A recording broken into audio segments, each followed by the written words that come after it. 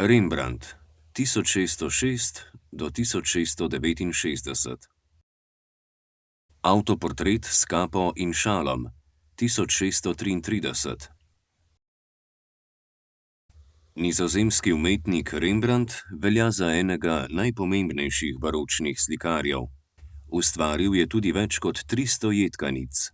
Bil je samouk, saj se je jedkanja učil s preučevanjem primerov in preprosto s poskušanjem.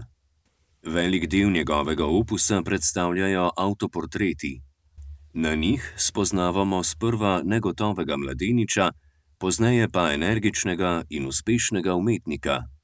Avtoportret s kapo in šalom je drzen zaradi močnega kontrasta med svetlobo in temo.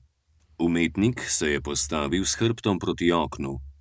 Njegov hrbet je zato močno osvetljen, obraz pa je skoraj cel v senci in zaradi tega komaj viden.